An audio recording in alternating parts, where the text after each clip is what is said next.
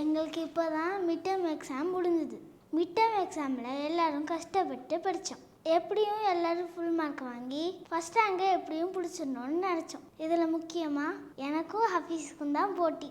அவன் என்னை விட நிறைய டோட்டலா இல்லைன்னா நான் அவனை விட நிறைய டோட்டலா அப்படின்னு பார்க்கணுன்னு தான் ட்ரை பண்ணுவோம். இந்த தடவை பேப்பர் எல்லாம் கொடுக்கறதுக்கு டைம் வந்துருச்சு. யார் நிறைய மார்க் வாங்க போகிறோன்னு ஒரே பதட்டமாக இருந்துச்சு.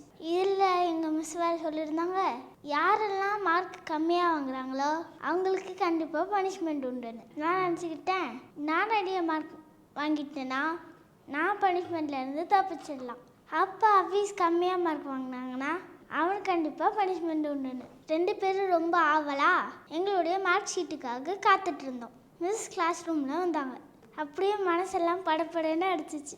ஒருத்தர் பேராக கூப்பிட்டு அவங்களோட மார்க்கெல்லாம் சொல்லி அவங்களோட பேப்பர்ஸை கொடுத்துட்டு இருந்தாங்க. இப்போது என்னோட டேர்ன். என்னோட பேரை வாசித்து என்னோட மார்க்கை சொல்லி என் பேப்பரை என்கிட்ட கொடுத்தாங்க. இன்னும் ஆஃபீஸ் ஒரு பேர் வாசிக்கலை. அவன் என்னை விட நிறைய மார்க் எடுத்தானா இல்லை என்னை விட கம்மியாக எடுத்தானா அப்படின்னு ரொம்ப யோசிச்சே இருந்தேன். மிஸ் அவனோட பேரை வாசித்தாங்க. கண்ணை சிமிட்டாமல் வேறு எங்கேயும் திரும்பாமல் அவனோட மார்க்கை கவனிச்சுட்டே இருந்தேன். நான் ஆசைப்பட்ட மாதிரியே அவன் என்னோட கம்மி மார்க். எனக்கு சந்தோஷம் தாங்க முடியல. ஏன்னா நான் பனிஷ்மெண்ட்லேருந்து தப்பிச்சிட்டேன். ஹஃபீஸ்க்கு கண்டிப்பாக பனிஷ்மெண்ட் உண்டு அப்படின்னு எனக்கு தெரிஞ்சிச்சு. இப்போது மிஸ்ஸு பாடம் நடத்த ஆரம்பித்தாங்க. எனக்கு ஒரே சந்தேகம், ஏன் மிஸ்ஸு சொன்ன மாதிரி கம்மியாக மார்க் வாங்குறவங்களுக்கு பனிஷ்மெண்ட் கொடுக்கல, கம்மியாக வாங்குறவங்களுக்கு பனிஷ்மெண்ட் உண்டுன்னு சொன்னாங்கல்ல, நிறைய வாங்குறவங்களுக்கு பனிஷ்மெண்ட் கிடையாது. அப்போது சரியாக பார்த்தா ஹஃபீஸ்க்கு அன்னைக்கு பனிஷ்மெண்ட் கொடுத்துருக்கு. ஆனால் மிஸ் அன்னைக்கு பனிஷ்மெண்ட் கொடுக்கல. அதுக்கு பதிலாக அவங்களெல்லாம் சரி கவலைப்படாதீங்க, அடுத்த எக்ஸாமில் நல்லா படித்து இன்னும் நிறைய மார்க் வாங்கணும்னு சொன்னாங்க. என்னால் அதை தாங்கிக்கவே முடியல. எனக்குள்ளே அப்படியே கோபம் பொங்கிட்டு வந்துச்சு. பைபிள்லேயும் ஒருத்தர் சொன்ன விஷயம் செய்யாததுனால அவங்க மேலே ரொம்ப கோபம் வந்துச்சு. அது யார், எதுக்காக கோபப்பட்டாங்க அப்படிங்கிறது பார்ப்போமா? இயேசு கிறிஸ்துவின் நாமத்தினாலே உங்கள் அனைவருக்கும் என் வாழ்த்துக்களை தெரிவிக்கிறேன். இந்த வாரம் என் கூட சேர்ந்து பாடம் படிக்க வந்திருக்கிற உங்கள் எல்லாரையும் அன்போடு வரவேற்கிறேன். இந்த வாரம் நம்ம 13வது பாடம் படிக்க போகிறோம். பாடத்துக்குள்ளே போகிறதுக்கு முன்னாடி ஜெபம் செய்வோம். இந்த நாளுக்காக நன்றி. இப்போது நாங்கள் பாடம் படிக்க போகிறோம். இந்த பாடம் எங்களுக்கு பிரயோஜனமாக இருக்க உதவி செய்யுங்க.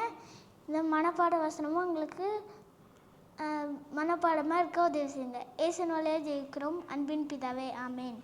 இந்த வார பாடத்துக்கான தலைப்பு பூச்சியிடம் இருந்து பாடம். இந்த வாரத்துக்கான மனப்பாட வசனம் 1 யோவான் 3:1 எடுக்கப்பட்டிருக்கு. நாம் தேவனுடைய பிள்ளைகள் என்று அழைக்கப்படுவதனாலே பிதாவானவர் நமக்கு பாராட்டின அன்பு எவ்வளவு பெரியதென்று பாருங்கள். இந்த பாடத்திலிருந்து நம்ம என்ன தெரிஞ்சுக்கிறோம்னா, மற்றவங்க ஆண்டவருடைய குடும்பத்துல சேரும்போது அது நமக்கு ரொம்ப சந்தோஷத்தை தரும். யோனாவோட முகம் செவந்து போய் இருந்துச்சு. அவர் கோபத்தோட பல்ல கடிச்சிட்டு உட்காந்துருந்தாரு. ஆண்டவர் சொன்ன மாதிரி நினிவேல இருக்கிற ஜனங்களை அவர் அழிக்கவே இல்லை.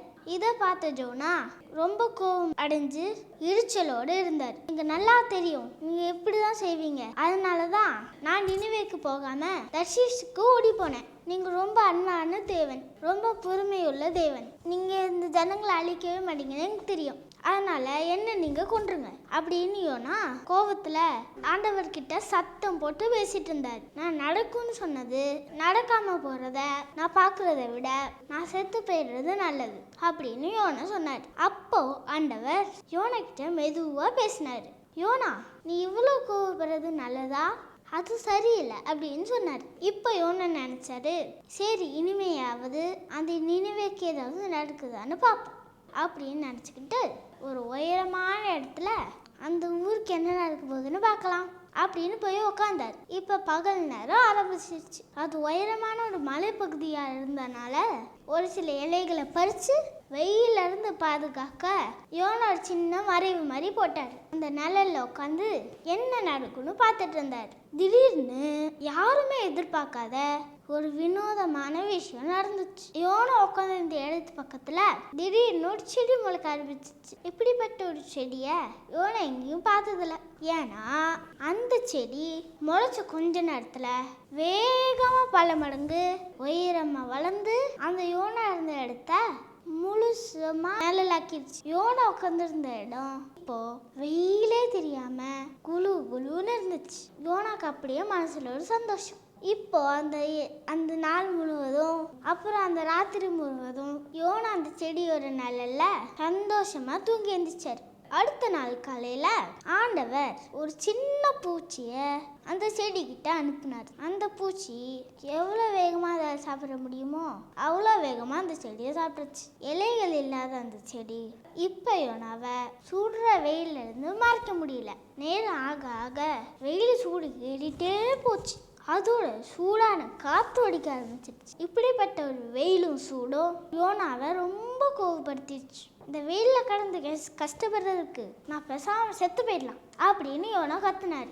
இப்போ ஆண்டவர் மறுபடியும் யோனா கிட்ட பேசினாரு. யோனா, அந்த செடி காஞ்சு போச்சுன்னு நினைச்சு நீ கோவமாகிறது சரியா அப்படின்னு கேட்டாரு. ஆமா, அதனால தான் நான் கோவமா இருக்கேன் அப்படின்னு யோனா திரும்ப கத்துனாரு. இப்போ ஆண்டவர் கேட்டாரு, நீ முளைக்க வைக்காத வளர வைக்காத அந்த ஒரு செடி காஞ்சு போச்சுன்னு நினைச்சு இவ்வளோ கோவப்படுறியே, இந்த நினிவேல எவ்வளோ மனுஷங்க, எவ்வளோ மிருகங்க, இனி எவ்வளோ உயிரினங்கள் இருக்கு. இவங்க எல்லாரையும் நான் தான் படைச்சேன், இவங்க எல்லாரையும் நான் நேசிக்கிறேன். அப்போ இவங்க எல்லாரும் அழிஞ்சு போகிறது நினைச்சு உன்னை காட்டிலும் எனக்கு நிறைய வருத்தம் இருக்கும்ல அப்படின்னு யோனா கிட்ட கேட்டார். இவ்வளோ சொல்லியும் யோனாவால ஆண்டவர் ஏன் நினிவேல இருந்த மக்களை அழிக்காம விட்டுட்டாரு அப்படின்னு புரிஞ்சு கொள்ளவே முடியல.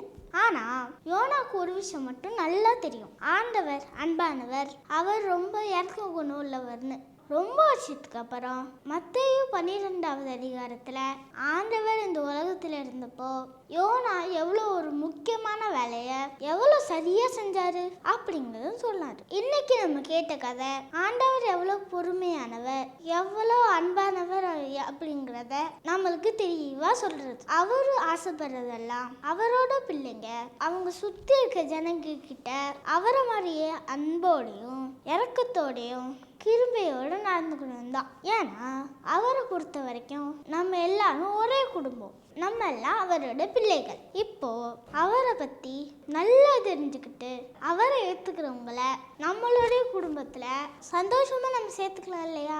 இன்னைக்கு பாடத்தை படித்ததுக்கு அப்புறம் நானும் இயேசுவ மாதிரி எல்லாரையும் அன்பா ஒரே மாதிரி நேசிக்கணும்னு புரிஞ்சுக்கிட்டேன். என்னை விட மார்க் கம்மி எடுத்து பனிஷ்மெண்ட் வாங்காத ஆஃபீஸ்க்கு நான் உண்மையிலேயே அன்பா காட்டணுங்கிறது ஆண்டவர் விருப்பப்படுறாரு.